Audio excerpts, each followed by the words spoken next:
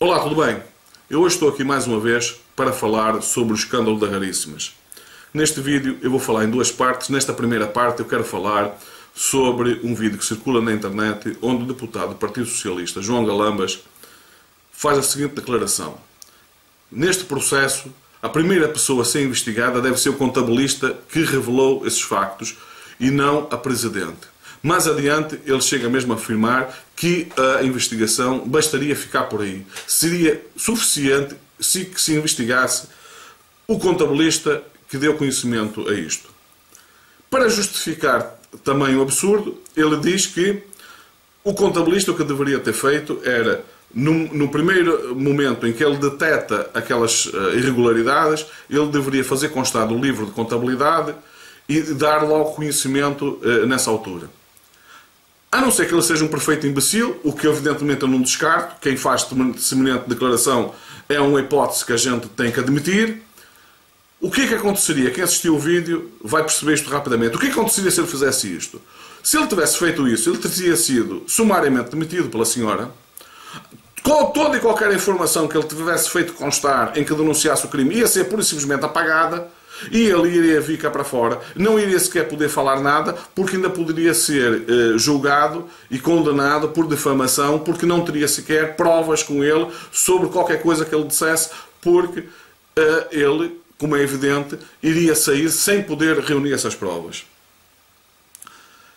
O que ele fez foi acumulando provas ao longo do tempo e resolveu agora denunciar. Eventualmente ele podia ter denunciado isto antes, mas também vimos que outras pessoas fizeram as denúncias aos órgãos que deveriam fiscalizar e essas denúncias foram todas para os caixotes do lixo e hoje as pessoas inclusivamente têm o desplante de dizer que não tomaram conhecimento dessas denúncias. Eu não entendo como é que uma denúncia, por mais que elas possam não estar bem demonstradas como alguns alegam, não mereça pelo menos a atenção de entregar-se isso à Polícia Judiciária. Vão lá investigar o que é que se passa em relação a isto, porque existe aqui uma denúncia em relação a este órgão. Não, isto não se faz, vai para o caixote do lixo. Tudo isto acaba por revelar o quão a política em Portugal atingiu um estado de podridão em que se torna cada vez mais evidente, cada vez mais se perde o pudor de se demonstrar que o importante não é a corrupção em si. O importante é que essa corrupção venha a público, que ela se torne conhecida. É como se tivéssemos um imenso iceberg em que tem um conjunto de pontas e sempre que essas pontas aparecem é preciso cortá-las, é preciso evitar que elas venham a revelar todo o iceberg. E como é que se faz isso? Atacando as pessoas que denunciam, pressionando-as, de preferência, inclusivamente, levando-as a pagar pelo crime de ter denunciado a corrupção. Dessa forma, outros, ao verem isto, ao tomarem conhecimentos de outros casos, evidentemente não vai querer pôr o seu lugar em risco, não vai querer denunciar, porque não só corre o risco de perder o seu lugar, mas mais do que isso, ainda corre o risco de ter que ser ele a indemnizar a pessoa que cometeu os atos de corrupção. Quando eu ouvi este vídeo do João Galambas, eu resolvi ir procurar a informação sobre ele para tentar perceber quem era exatamente esta pessoa.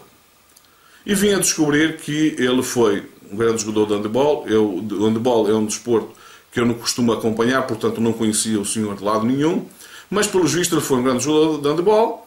Do handebol ele resolveu se tornar um blogger e agora está na política. Ou seja, é mais um caso de político, como muitos que há na Assembleia da República, que vão para a política como profissão, em que não é necessário ter nenhum conhecimento de vida prática. Ele não precisa ter sofrido na pele as consequências das leis que saem da Assembleia para ir para a Assembleia criar leis que vai ter consequências para toda a população, para as pessoas que trabalham, que produzem neste país. Eles chegam à política, vão criar leis que vão afetar aqueles que efetivamente produzem no país, sem nunca terem produzido nada, sem nunca ter feito nada para o crescimento do país, eles sentem que têm o direito, que têm o poder de ir para a Assembleia e dizer o que deve ser feito, como deve ser feito, quais são as regras para as coisas serem feitas. E isso está a crescer de uma forma impressionante. Há partidos, inclusivamente, a criar o que eles chamam de academias,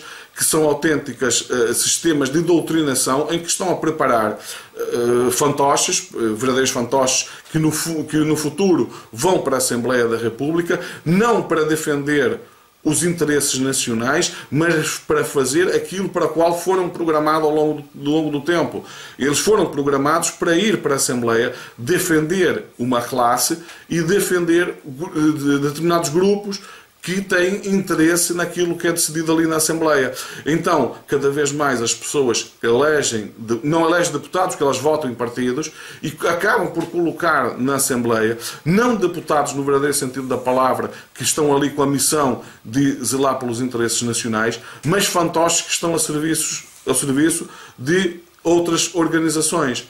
Vejam, por exemplo, o caso desse João Galambas. Ele faz essa declaração e sabe que não vai ter nenhuma consequência para ele. Porquê? Porque amanhã ele vai ser incluído numa lista do Partido Socialista, num círculo eleitoral qualquer, e a não ser que as pessoas se neguem a votar no Partido Socialista, na lista onde este senhor esteja incluído, ele vai acabar por parar na Assembleia da República. Porque como o voto não é direto, eu não posso dizer eu quero que este deputado me represente.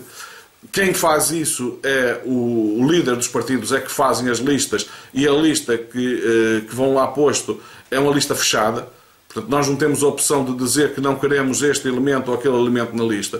Portanto, este João Galamba, não há forma sequer do povo, que é quem deveria efetivamente mandar, dizer não queremos mais esta pessoa na Assembleia. Porque a partir do momento que ele foi incluído na lista do Partido Socialista e o Partido Socialista tiver votos suficientes para ele se tornar deputado, ele vai se tornar deputado, quer queiramos, quer não. Por isso é que eu já gravei um vídeo anteriormente em que eu digo que é preciso acabar com isto. Agora vamos ao caso da senhora, propriamente dito, e da forma que a investigação não está a ser feita.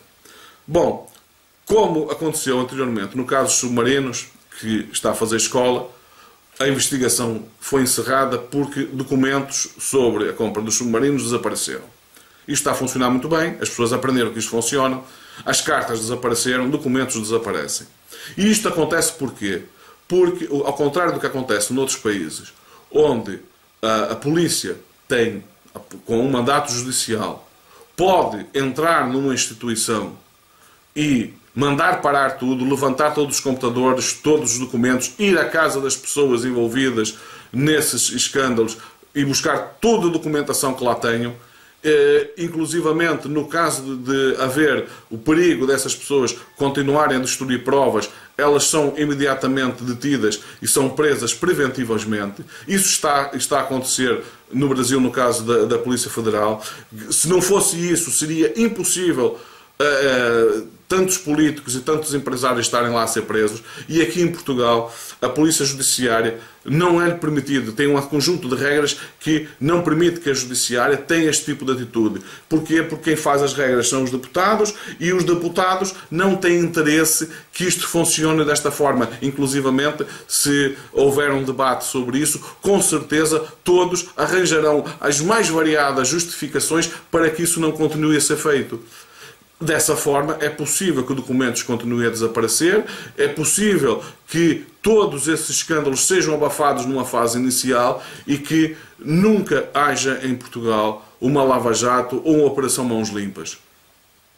Então, a questão é, com tudo isto, esta senhora, Presidente da Raríssimas, percebe que a situação, que as coisas funcionam dessa forma, ela sabe que de alguma forma existe muita gente envolvida nisto, e ela usa esse poder em favor dela. Então, apesar de ter cometido tudo aquilo que cometeu, haver todas aquelas provas contra ela, o que é que ela diz?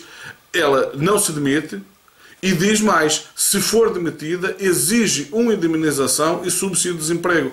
Quer dizer, ela é apanhada num processo de corrupção, há um conjunto de provas que mostra desvios de verbas que essa senhora cometeu ao longo de anos, e não só ela entende que não deve indemnizar o Estado e as instituições que contribuíram para aquela organização, mas pelo contrário, que ela é que tem direito a uma indemnização e, naturalmente, segundo ela, qualquer despedimento seria um despedimento sem justa causa, porque ela deveria ter direito a subsídio de desemprego. Isto é uma coisa que só se compreende porque todos nós, cada vez mais, sabemos, cada vez mais se torna evidente que todo o sistema está tomado pelo poder. E, portanto, por mais esdrúxula, por mais absurda que seja qualquer justificação, ela é válida desde que cumpra o seu papel, que é de abafar todos esses escândalos. Então, a questão que fica é, então, e nós, como cidadãos, como é que ficamos? Vamos continuar-nos a lamentar nas redes sociais, sem poder fazer nada? Não, nós podemos fazer alguma coisa. E quanto a mim, a única forma de darmos um basta a isto tudo é, aliás, existem duas formas. Uma, não sabemos se funcionaria, mas já era alguma coisa, que é sair às ruas e começar a pressionar os políticos para acabar com isto, ou outra que eu acredito que seja mais eficaz, que é jogar no jogo deles.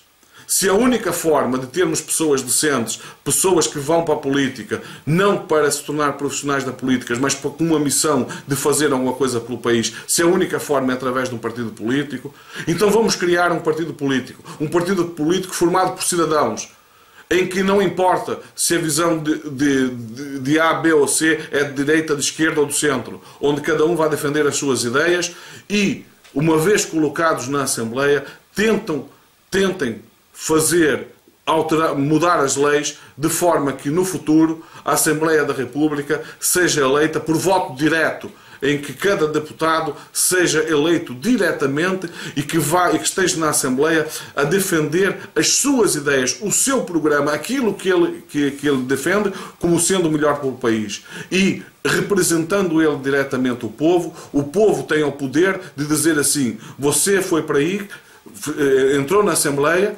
através do meu voto porque se comprometeu a fazer isto, isto e isto. Não está a fazer, então você vai sair daí e outro vai para o seu lugar. E, portanto, o mandato do deputado deixaria de pertencer a partidos políticos, passaria a pertencer ao povo que o elegeu. Não há, cada vez mais eu me convenço, que não há outra forma de se moralizar a política que não seja por esta via. Se continuar a ser os partidos políticos a criar listas fechadas e nós apenas legitimar no poder o partido A, B ou C, e eles vão se sempre revezando entre Partido Socialista, PSD sozinho ou acompanhado do CDS, ou o Partido Socialista junto com o PSD ou junto com o CDS, mas são sempre esses três partidos que estão no poder, e vemos que sempre que muda, basicamente não se vê mudar nada, muito pouca mudança há quando entra o partido A, B ou C, entra governos, sai governo, e mais ou menos vai-se fazendo as mesmas coisas. Nada é feito em prol do interesse dos cidadãos, é tudo feito em prol do interesse da classe política. Não tem sequer o cuidado de dizer assim, é necessário fazer mais sacrifício. Vamos dar o exemplo, vamos começar por mostrar que nós estamos dispostos a nos sacrificar e cortar os nossos privilégios antes de cortar o privilégio aos cidadãos. Não, pelo contrário. Eles sistematicamente é pedido sacrifício, cada vez mais sacrifício aos cidadãos, e nenhum sacrifício eles estão dispostos a dar a eles mesmos. Pelo contrário, muitas vezes acabam por votar por unanimidade aumento de salários e de regalias. A Assembleia da República gasta milhões de euros com todo um conjunto de regalias, com assessores para tudo e mais alguma coisa para toda a gente, e nenhum sacrifício eles estão dispostos a fazer para eles mesmos. São pensões vitalícias, é todo um conjunto de regalias que não é reconhecido ao cidadão normal. Portanto, a minha proposta é o seguinte, vamos jogar o jogo deles. Nós somos pessoas de bem. Nós temos que colocar na Assembleia da República pessoas que nos representem, pessoas que vão para lá e que vão para lá com a missão de fazer representar o povo. Se a única forma é através de um partido político, vamos então criar esse partido político, vamos concorrer e vamos tentar, às vezes que for necessária, ter pelo menos um número suficiente de deputados para pressionar diretamente dentro do poder para mudar as leis, para mudar a Constituição, se necessário, com certeza será necessária, para termos uma Assembleia em que, por exemplo, ninguém possa concorrer a deputado sem ter experiência prática. Ninguém pode, pura e simplesmente, sair da vida académica para deputado. Para ser deputado, ele tem que ter tido, pelo menos, alguma experiência prática como empregado, de forma que ele tenha sentido na pele as consequências das legislações que são criadas na Assembleia. Por exemplo, essa deveria ser uma das condições para ser deputado. Não se pode admitir que pessoas sem nenhuma experiência de vida, possam se tornar deputado e decidir pela vida, criar um conjunto de leis que vão afetar a vida de pessoas que produzem efetivamente. Se eles nunca produziram nada, se eles nunca tiveram nenhuma experiência de vida ativa, não podem ocupar nenhum posto, não podem ser deputados, porque não têm conhecimentos para isso. Eles podem ter muitos conhecimentos teóricos, mas não têm conhecimento prático. Não tendo conhecimento prático, não reúnem as condições para se tornar deputados. Por exemplo, essa é uma proposta. Fico por aqui. Se não subscreveu o canal, subscreva, partilhe nas redes sociais. Se não ativou as notificações, ative, para sempre que for editado novos vídeos, ter conhecimento e poder assistir.